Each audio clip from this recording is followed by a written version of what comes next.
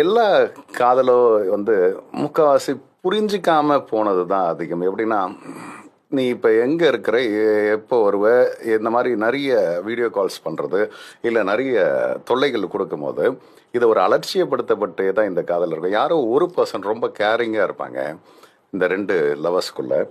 அந்த ஒரு பர்சன் எப்பவுமே நிராகரிக்கப்பட்டே இருப்பாங்க. அந்த நிராகரிக்கப்பட்டிருக்க அந்த மனசுக்கு வந்து வலிகள் ஜாஸ்தியாக இருக்கும்.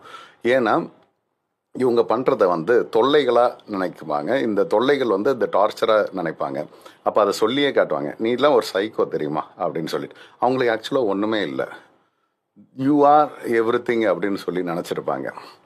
அவங்கள வந்து வீணான ஒரு பழியை போட்டு, அந்த பொண்ணு ரொம்ப குடைச்சல்ப்பா, அந்த பொண்ணு பயங்கரமான சைக்கோத்தனமாக பிஹேவ் பண்ணுதுப்பா, எப்போ பார்த்தாலும் என்னை வந்து டவுட் பண்ணிகிட்டே இருக்கா, எப்போ பார்த்தாலும் என்னை கேள்வி கேட்டுக்கிட்டே இருக்கா, இல்லைனா எனக்கு கால் பண்ணிவிட்டு வந்து சும்மா சும்மா நீ என்கிட்ட பேச மாட்டியா, இப்போ ஏன் பேச மாட்டேற, உனக்கு